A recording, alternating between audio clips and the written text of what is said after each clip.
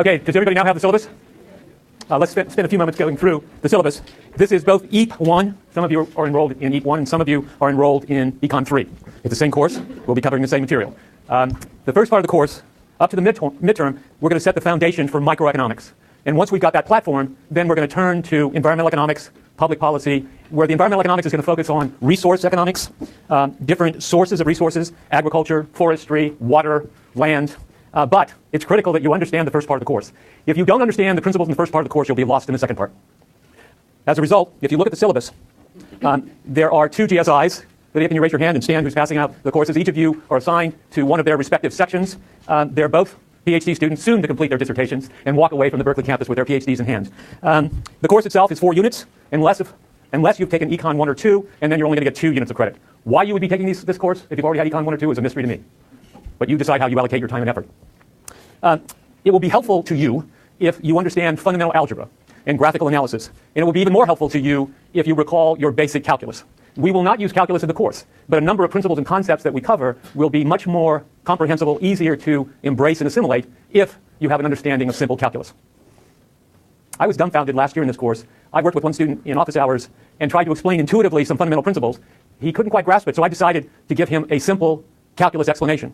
And to my surprise, this is a freshman at UC Berkeley who had never had calculus. Is there anybody in this course who hasn't had calculus somewhere along the line? Okay, all right. You're going to have to rely on your intuition and common sense. For those of you who have a good understanding of mathematics and calculus, you may not need the same degree of intuition and common sense. The grading in the course will be based on a midterm exam. That midterm exam will have a weight of 30%. The final will have a weight of 40%. There are problem sets each week except for the midterm. And the problem set is posted. The first problem set is posted as we speak, and you'll have 1 week to complete it. As soon as the deadline for turning in the problem sets to either one of your 2 GSIs, the answer sheet will be posted, which means, quite obviously, if you don't turn the problem set in on time, you'll get no credit for it. All right? As I indicate here in the grading, no credit will be given for late problem sets. Then there's one other portion of the criteria for determining the grade, and that other portion I've listed here as class participation. And you'll say, gee whiz, there's more than 100 people in the class. How are you going to determine the quality of class participation among the various students? It's not easy. But what I'm going to do at the end of the second week, you'll have the choice of whether you're going to stay in the course or drop the course. In the 5th lecture, I want you to arrive, first come, first serve, and select a seat that you prefer, because you'll be in that seat for the rest of the semester. Moreover, I don't believe in anonymity.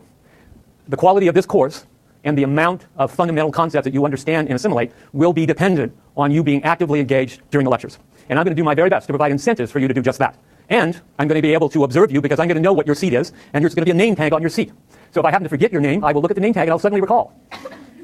So I'll be able to call you by name. As a result, if for whatever reason you're unable to attend a particular lecture, I would appreciate the civility and the courtesy of emailing before the lecture and telling me that you can't make it and why. All right? Now, if you're unable to accept those conditions, then you should seriously consider, and I'll give you some other basis for making that choice, you should consider allocating your time in other courses and not remaining enrolled in this course. You understand? I have no appreciation for anonymity. None. And this course is based on merit, and it's based on performance, and it's based on your hard work and your discipline. And if you're not prepared to do that, don't stay in the course. All right? Okay. The 2 textbooks are listed here. One textbook will be used for the first part of the course up to the midterm, and that'll give the basic foundations for the principles of microeconomics. The second textbook is listed on the first page of your syllabus, and that will go to applying those concepts to environmental and natural resource economics. If you look at the balance of the syllabus, you'll see each and every day what the reading assignment is for that particular lecture, what material we're going to cover in each one of those lectures, and that is true throughout the course up to the week prior to the final exam, which is reserved as indicated on page 5 of your syllabus as the reading, review, and dead period in preparation for your final exams. Are there any questions? Yes? That's an excellent question. Yes, it's listed as a 6th edition. There's not that much difference between one edition and another. So if you have the 3rd or 4th edition, or if you can pick up a used edition at a much lower price, you should be indifferent. In fact, you should prefer that because the material is basically the same. There is a lot of supporting material for the ManQ textbook, regardless of what edition. And you'll see all sorts of problem sets, quizzes. There are Q&As regarding each and every concept that exists for each edition of the book. All right? Any more questions? Yes? Yes. Isn't that reasonable? Okay, good. I just want to make sure. Clearly, it's cumulative because, as I indicated, even if I only examined you on the final exam on the second part of the course, because it is conditional in the first part, by its very nature, it has to be cumulative. All right. Another question here? Pardon? Oh, okay, I'm sorry. The problem set hasn't been posted, the first problem set? No, it will be this afternoon. I stand corrected. It will be today. All right? Okay. Any more? Yes. Is it blue? Yes. Okay. Any more questions? All right. Let's proceed. Okay. This first lecture, we're going to look at economic fundamentals, and we're going to look at 10 different core principles of economics. And in specifying those core principles, only 7 of them relate to microeconomics. The other 3 are really macroeconomics. And we won't spend any more time on those aside from what we have to say today. Yes? You hand them in lecture. Yes, next Thursday. Yes. Okay. Now, just some thoughts and recommendations. For each class, there will be posted on BSpace a student handout. And you will see it if you go to BSpace. You'll see the student handout, which will give the outline for my lectures with lots of blanks. Right? So you're saying, well, why do you have a lot of blanks and handouts? Why don't you just give us a complete lecture? Because I want you to appear physically in the classroom. And moreover, you can take that handout and it simplifies your transcription of whatever material we cover by filling in the blanks. Right? When you're reading a book, I suggest that you engage actively by reading through the book and then summarizing each section in your own words. It will certainly improve your understanding before you appear in the lecture. With regard to the supporting materials for the book, as I suggested, there is a website that's listed here that gives you practical quizzes, various explanation for graphical analysis, improving your graphical skills. There's video clips with regard to each of the chapters, and I strongly suggest that you access that resource. Also, it's going to be helpful to you if you develop study groups. Now, once you get your seat assignment, there will be a natural inclination for you to work with the person sitting adjacent to you, and we will have active learning problems in the classroom, where I'll specify the problem, and I'll give you a few moments to visit with your colleagues to determine what the right answer is. And then we'll have a general discussion about what the logical process was by which you reached that answer and whether there were any gaps or glitches in your logical process in reaching those answers. So I'm hopeful that a number of you will end up studying in groups. The best way of learning the material is to actually experiment by trying to teach someone else. You may understand the concepts, but when you get to the exams, you're going to have to teach me that you fundamentally understand. So why not practice that before with your colleagues? I strongly recommend that in the textbook, it turns out there's a lot of real-world examples. Moreover, for those of you who have the time to read the New York Times, heaven forbid, I hope you're not reading the San Francisco Chronicle, but for the sports pages, I would never read it either. But I still have to pay for it because I want to see the sports pages. It's like the movie, there's a wonderful movie with Jeff Bridges when he's going through this difficult relationship in a second marriage with her children, and there's total chaos. And late one night, he lies on the couch and he picks up the sports page and he pulls it up and he looks up to the sky and he says, "Thank God for the sports pages." Anyway, that's how I feel about the Chronicle. But in any event, there are lots of examples in the textbook that relate to current events and using economic principles to sort out what the implications are of different public policies in the face of those events. Now, with regard to these recommendations, if for whatever reason you don't have the discipline and you're not going to invest in the time and effort to follow those guidelines, once again, I strongly recommend that you drop the course. Initially in this course, I'm going to maintain the following hypothesis. There are 2 types of students in this course. One type is prepared to discipline themselves and work to assimilate the material as best as they possibly can. And the other type is, no, they're going to slough off. The other type is not going to have a good time in this course. And as a result, it's not going to be fun, it's going to be agonizing, and as a result, you should allocate your time to other courses and drop this course. Okay? It's the old story about there are 2 types of people in the world. Those who believe there are 2 types and those who don't. But I'm sure as the course unfolds, there will be many more types. But initially, since I know very little about you, I'll presume that there are only 2 types. Okay. What kind of questions does economics answer? What are the principles of how we all make decisions? And you could put this in a prescriptive sense, too. How should we make decisions? What are the principles about how people interact with one another? And then finally, what are the principles of how an economy as a whole works? Okay? That's what we want to cover today, with an emphasis on the first 2 sets of principles that we're going to look at. Now, in every textbook, every beginning course in economics recognizes that economics is fundamentally in the business of determining how to allocate scarce resources. There's scarcity, and as a result, economics is the discipline for studying how society manages its scarce resources. Example, how people decide what to buy.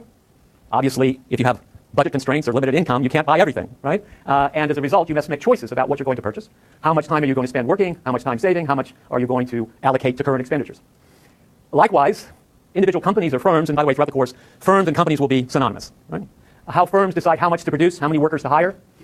Also, how society decides how to divide its resources between national defense, consumer goods, protecting the environment, and other societal needs. When the U.S. government decided to march into Iraq and Afghanistan, they were actually making a choice.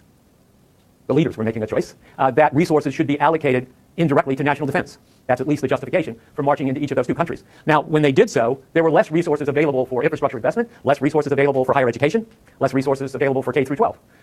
But these are the kind of trade-offs that generally arise. Most of you who had a preliminary economics course in high school, for example, there was probably examples about guns versus butter, right?